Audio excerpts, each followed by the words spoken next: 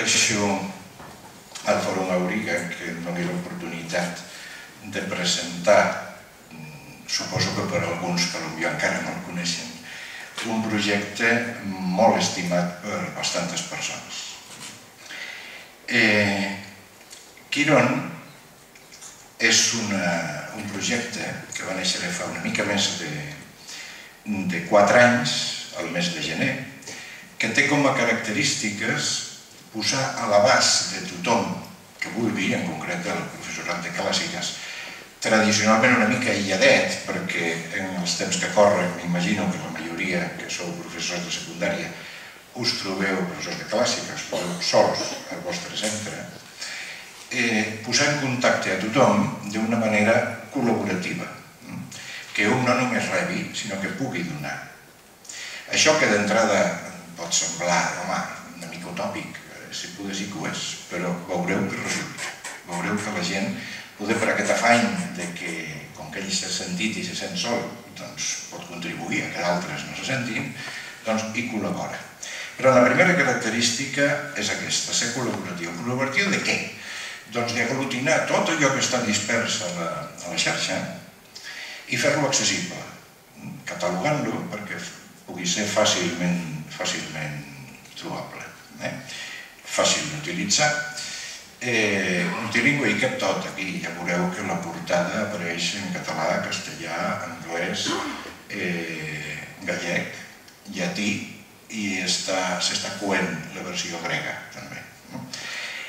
Els que fem són professors de clàssiques, dirigit a professors de clàssiques, encara que tothom s'hi pot apuntar si vol, i els no només receptors, sinó també col·laboradors. Si tinguéssim connexió a la xarxa, a mi m'agradaria més ensenyar la situació actual de les diverses seccions, però com que no pot ser, ens ho hem de conformar amb imatges fixes. Al gener del 2006, aquest senyor, que molts de vosaltres coneixereu perquè és un dels pioners de la xarxa d'internet i que ara mateix és el president de l'associació Quiron, que vam constituir fa uns anys, va llançar aquesta idea i uns quants temeraris ens hi vam apuntar, després uns quants van acabar afegint-s'hi i continua afegint-s'hi més gent, persones que va dir que d'origen no ens coneixíem de res, simplement pel treball dels altres a través de la xarxa. Ja veieu que la dispersió geogràfica és enorme. I el van llançar, el van donar a llum, aquest part, el 27 de setembre de 2006. Aquesta era la primera portada i aquesta és la d'avui. Avui en dia és aquesta. Si tinguéssim connexió, repeteixo, i tiréssim avall la pantalla, sortiria en Jordi amb un article de novetats que m'apareixen pels Premis Blog Catalunya d'aquest any, el mateix que la Margalida el va treure l'any passat, és a dir, que tot queda, ens hem d'anar fent aquí una mica la propaganda mútua. El portal té un domini propi en el qual s'hi van connectant diverses eines, diverses que corresponen a coses que ja existeixen a la xarxa i que són de caire lliure i gratuït. És a dir, que ja teniu aquí, per exemple, tota una sèrie d'elements, no m'hi ficaré perquè jo aquesta informàtica tampoc és que sigui gaire dotat per això, però totes les seccions corresponen a coses molt conegudes i que existeixen ja a la xarxa. És qüestió de fer-se un grup i d'anar acumulant allà coses. Característiques, ja ho hem dit, que és multilingüe. Els continguts han de ser de lliure ús, no comercial, però de lliure ús perquè tothom els pugui fer servir a les seves classes. És una característica això de la jeràrquica, de tots de tant en tant tenim discussions tremendes i al final arribem sempre a un acord i les coses tiren endavant, però no hi ha un que imposa res, sinó que ho fem tot una mica per consens. Etiquetat, tot etiquetat, de tal manera que es pugui trobar fàcilment una cosa, que quan un entri en una secció digui jo busco coses sobre la roba monàrquica, a veure què trobo. I llavors posa aquestes etiquetes i li sortirà tot el que hi ha. Un es pot subscriure subscriure per rebre les novetats de cadascuna de les seccions i és per utilitzar, diu aquí, i a més fàcil. Hi ha unes instruccions a la web en les que també el que no estigui molt versat pot acudir, uns tutorials. Jo com puc incorporar les meves fotos, que vaig anar a un museu a Tunísia, i com puc ficar les meves fotos allà. Llavors li explica com s'ha de fer. Què hi ha dins? El marcador social. Això són pàgines web existents a la xarxa que s'incorporen amb una breu explicació i unes etiquetes. Hi ha centenars i centenars de pàgines web. Cada vegada que un troba una de nova, doncs la fica allà dins i tothom es pot beneficiar. Hi ha una secció de blogs en els que hi ha ara mateix més de 300, ja ho veurem, de temàtica clàssica, de professors, blogs d'aula, blogs d'estudiants, blogs institucionals, perquè cada vegada que es publica alguna cosa es pugui veure què hi ha de nou.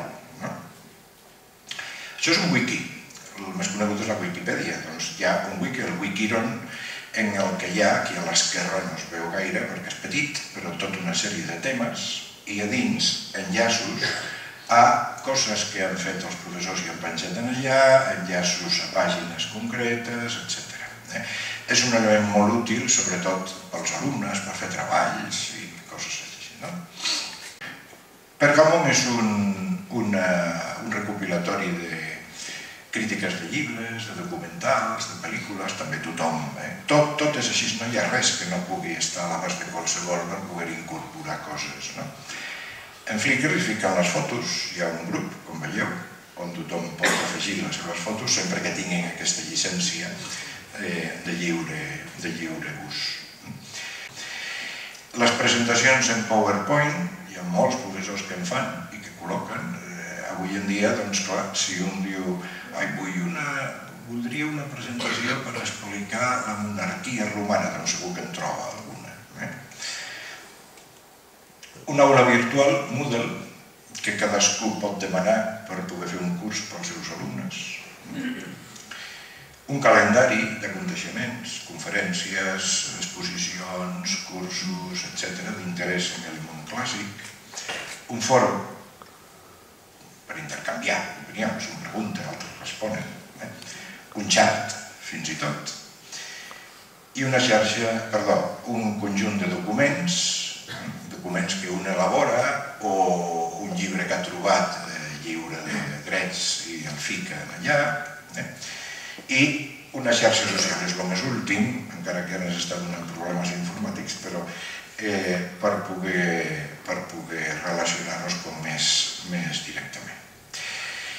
Vaig acabant, que si no em passo. Dades d'ahir mateix. Hi ha un promig d'unes 12.500 visites mensuals a la pàgina d'inici. Això és molt enganyós, perquè hi ha gent que se salta aquesta pàgina, que té enllaçat ja una pàgina concreta que li interessa. Per tant, no seria estrany pensar que el nombre de visites fos més o menys el doble o poder més i tot. Hi ha 359 blogs a data d'ahir incorporats de temàtica clàssica, 24.193 imatges, fotografies. Me'n recordo que al setembre de fa 4 anys, quan el vam llançar, estaven molt cofois perquè havien aconseguit ficar-hi 500. Una cosa ja potent, d'on va separar 500 fotos. Doncs ja veieu, és a dir, que la gent no s'ho guarda per ell. I això no l'hem ficat nosaltres, aquestes 24.000, fora d'en Sebastià, que posa moltes.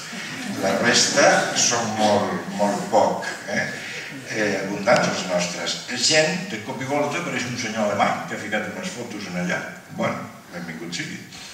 Hi ha 1.117 presentacions, 781 vídeos, 2.594 enllaços, allò que deia els marcadors socials.